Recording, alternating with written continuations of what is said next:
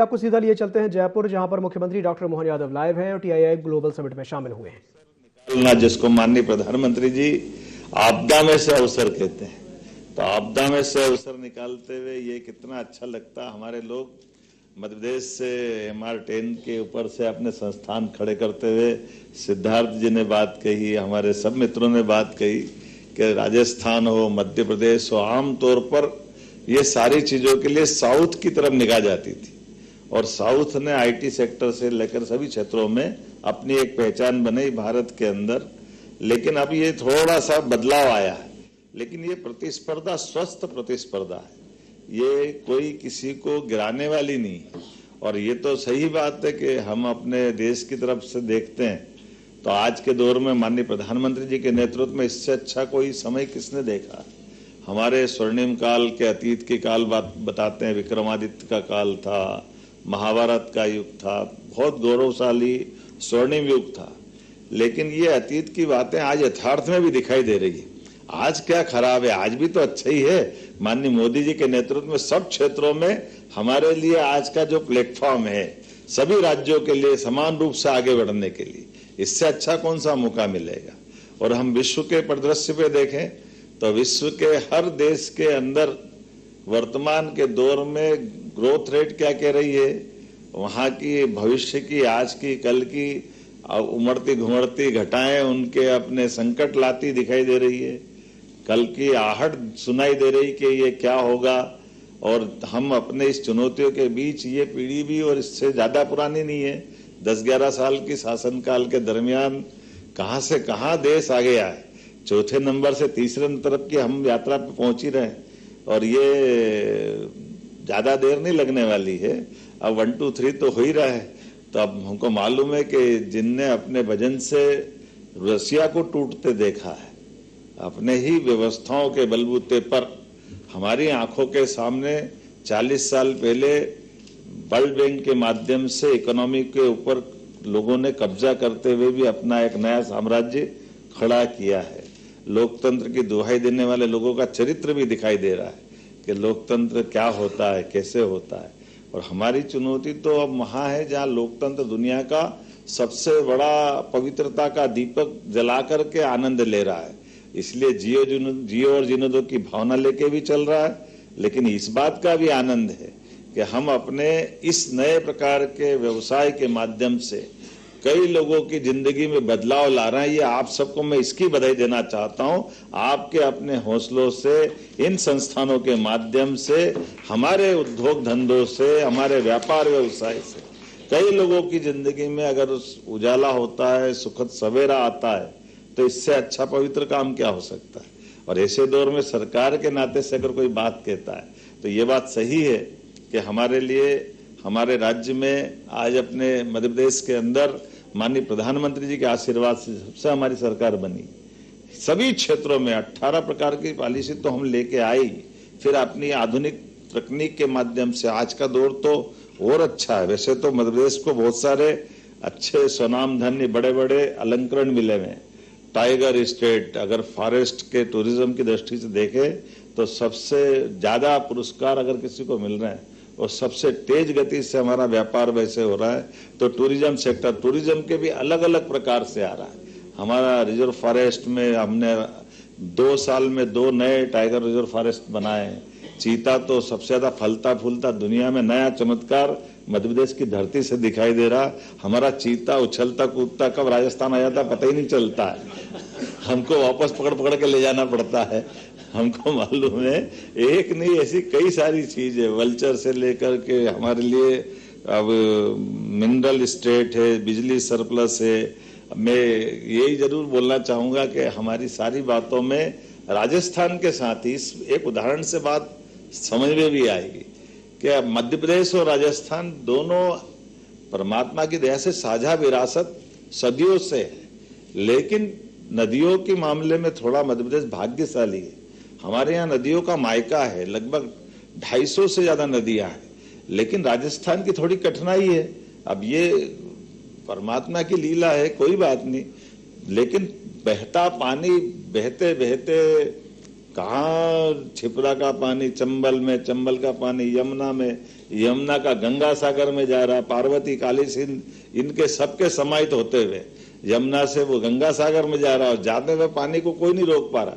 लेकिन 25 साल से पानी का झगड़ा राजस्थान से चल रहा है, इनको 5% पानी क्यों दे, नहीं देना चाहिए, देना चाहिए, नहीं देना चाहिए। अब मैं आया सरकार में, हमने माननीय भजन लाल जी के साथ बात की, उन्होंने कहा मोहन जी अगर ये मदद हो जाए तो हमारे 13-14 जिले में, मध्य प्रदेश को तो फर्क नहीं पड़ेगा, लेकिन हमारे तो बहुत सारे जिलों में पीने के पानी से लेकर उद्योग धंधे, भविष्य की संभावनाओं के लिए अच्छा हो जाएगा। हमने कहा बिल्कुल कर देंगे, 5% क्या 7% भी देना हो तो दे देंगे। राजस्थान पाकिस्तान थोड़ी है, हमारा ही तो भाई। हमारे लिए अगर अपने राज्यों के अंदर ये स्वस्थ प्रतिस्पर्धा में सामंजस्य भी चाहिए, सौहार्दता भी चाहिए, परस्पर बंधुभाव भी चाहिए। इसलिए हमने आकर के बैठे, ये बात सही है कि अधिकारी की अपनी कठिनाई होती है और अधिकारी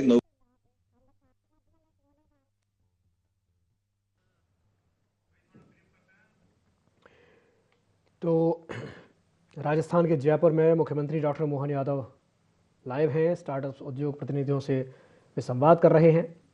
TII ग्लोबल समिट 2026 जयपुर में चल रही है। CM doctor Mohan Yadav summit में शामिल हुए हैं।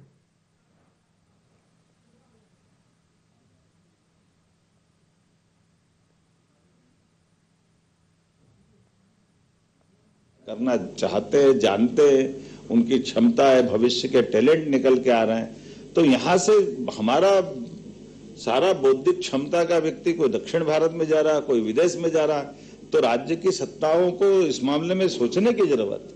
अगर हम सरकार चला रहे तो ये हमारे लिए वाकई, ये मैं हल्के शब्दों में बोलूंगा तो हमारे लिए वो अच्छी बात नहीं मानी जाती।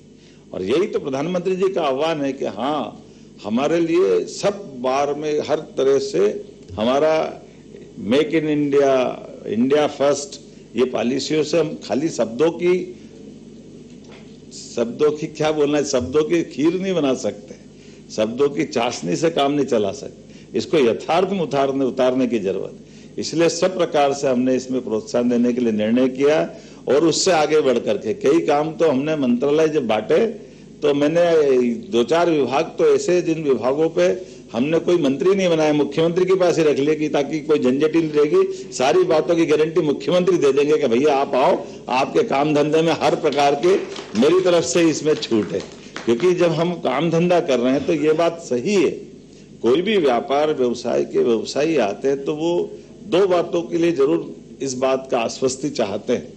एक तो कोई व्यापार व्यवसाय करने आ रहा है तो वो निवेश करने आ रहा है, तो निवेश भी करे, लेकिन निवेश में इज्जत भी होना चाहिए। इज्जत हो तो संघर्ष तो वो कर लेंगे, लेकिन अनावश्यक रूप से कोई इसको हतोत्साहित करे, उसकी बातों को समझने में अगर कोई उनके लिए लगता है कि उनकी निगाह ऊंची नीची होती है, तो इससे सरकार के लिए प्रश्न है, सरकार के मुखिया के लिए भी प्रश्न है। इस सारे मामलों में निश्चित रूप से डंके की चोट आगे की बात करे और उसमें अपनी बात करे, तो बीच का व्यवधान ये सरकारी नाटकबाजी क्यों होना चाहिए। तो सरकारी व्यवधान तो खत्म होना ही चाहिए, और सरकारी व्यवधान तो नेतृत्व खत्म कर सकता है। सरकारी सिस्टम में सुधार लाना यही तो सरकार का काम। और मुझे इस बात की प्रसन्नता है। ये अलग बात है कि मेरे साथ में ऐसा हो गया कि लगभग 2 साल की सरकार में इस सभी प्रकार के ऐसे निवेश के कार्यक्रम में मेरे 4 महीने से पूरे समय इसी में गए। हर जगह जहाँ जाता हूँ पूरे समय एक ही विषय रहता है कि हमारे इन सारे कामों को बढ़ावा कैसे दें, किस तरह से बढ़े, और उसका परिणाम भी आया है। मुझे इस बात का संतोष है। आज देश में सबसे तेज गति से निवेश लाने वाले देश के 3 राज्यों में से मध्य प्रदेश का एक स्थान बना है। मैं इस बात के लिए आपको भी बधाई देता हूँ और धन्यवाद भी देता हूँ कि आज सब क्षेत्रों में समान रूप से, और केवल यहाँ नहीं, जैसे मैं आप बताता हूँ उदाहरण के लिए, आप होटल खोलो मध्य प्रदेश में, 100 करोड़ के होटल लाओगे, आप अपना इन्वेस्टमेंट करोगे, 100 करोड़ में 30 करोड़ सरकार आपको अपनी तरफ से माफ करेगी या सब्सिडी देने वाली। हॉस्पिटल खोलोगे, हॉस्पिटल में भी 30% के अनुदान है अपने लिए। अब तो मेडिकल कॉलेज के लिए हम कर रहे हैं, और ये कितने छोटे छोटे प्रयोग है। आज की दिशा में मेडिकल कॉलेज अगर अपन खोलते हैं तो मेडिकल कॉलेज, आप तो अग्रवाल साहब है, आपके परिवार में भी चिकित्सक है, तो आप बताइए, दुनिया में कहीं ऐसा नहीं होता कि मेडिकल कॉलेज खोले और मेडिकल कॉलेज के कैंपस में हॉस्पिटल होना चाहिए। सरकारी हॉस्पिटल को जब कोई देखे ही नहीं, ये केवल अपने भारत में और अपने प्रदेश में होता था। हमने ये नियम बनाया कि नहीं भैया, ऐसा नहीं है। 300 बेड का हॉस्पिटल हमारी तरफ से जो मेडिकल कॉलेज खोलेगा उसको हम अपनी तरफ से डॉक्टर, पैरामेडिकल स्टाफ, मरीज तो उसमें रहते हैं, ये दवाई सारा खर्चा हम ही उठाएंगे और 25 एकड़ जमीन केवल 1 रुपए में देंगे और 1 रुपए में हमारा वो मेडिकल कॉलेज खोलेगा। 3 साल तक वो अपना सारा काम खड़ा करे, 10 साल बाद उनसे हॉस्पिटल ले लेंगे। बाद के समय में वो इतनी फीस वगैरह भरेगा या प्राइवेट की जो फीस होती है कि मेडिकल कॉलेज चली जाएगा अपने आप ही। और उससे भी आगे बढ़कर निर्णय ये किया कि मेडिकल कॉलेज की सरकारी और प्राइवेट की फीस का जो अंतर होता है, तो प्राइवेट में लोग कमाए तो एक शंका हो जाती, तो उसका भी रास्ता हमने निकाल दिया।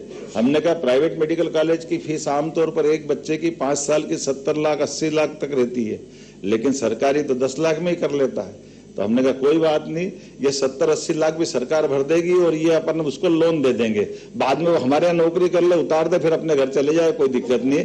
5-6 साल में हमको डॉक्टर मिल जाएंगे, हमारा पैसा भी हमारे पास सुरक्षित रहेगा, हमारे मेडिकल कॉलेज भी चल जाएंगे। ऐसे एक नहीं कई सारे सेक्टर में हम लोग काम कर रहे हैं। उम्मीद कर रहा हूं कि आज का ये सत्र बहुत अच्छा रहेगा।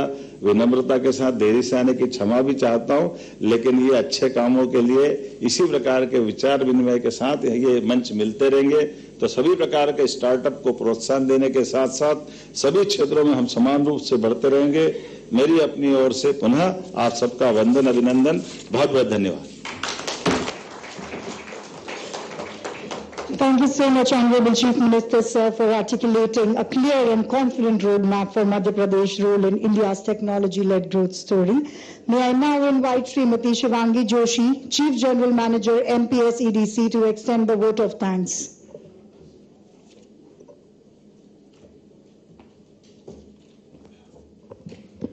Honorable Chief Minister of Madhya Pradesh, Dr. Mohan Yadav, sir. Honorable Deputy Chief Minister of Rajasthan, Shri Premchand Bedwat, sir. Distinguished dignitaries on the dais, esteemed representatives Rajasthan, industry leaders, investors and entrepreneurs.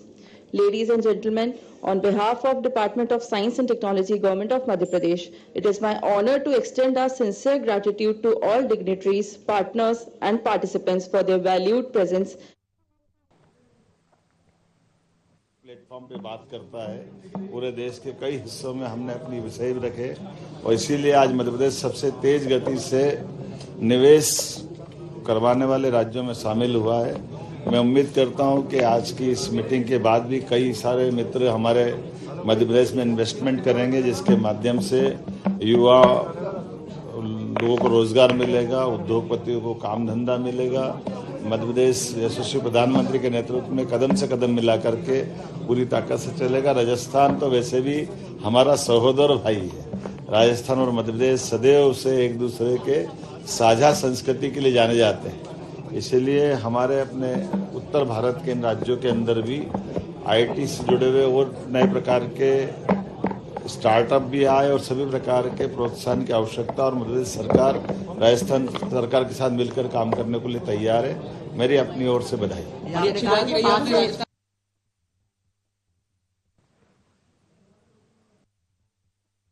PKC योजना थी, पार्वती काली सिंह योजना, जिसमें माननीय प्रधानमंत्री जी ने भूमि पूजन किया। कांग्रेस के जमाने से ये मामला लटकता आया था और राजस्थान के लिए पानी की कठिनाई थी। मध्य प्रदेश के साथ में भी बहते पानी को रोक करके कोई प्रॉपर योजना में माननीय प्रधानमंत्री जी का आशीर्वाद मिला, इसलिए हम पार्वती काली सिंध योजना के माध्यम से 15 जिले राजस्थान के, 13 जिले मध्य प्रदेश के और दोनों क्षेत्रों में इस बड़ी योजना पे काम चल रहा है। मध्य प्रदेश एक नहीं, ऐसे हमारे सभी राज्यों के साथ केन बेतवा नदी जोड़ों के माध्यम से उत्तर प्रदेश के साथ हम काम कर रहे हैं। ताप्ती नदी के माध्यम से महाराष्ट्र के साथ इस पे काम कर रहे हैं और ऐसे कई सारे सेक्टर में काम कर रहे हैं। मुझे तो आज राजस्थान में राजा महाराजाओं की, वीरों की धरती पर आज अपना ये कार्यक्रम का आनंद आया और मैं उम्मीद करता हूं कि राजस्थान के साथ हमारे संबंध और प्रगाढ़ होंगे।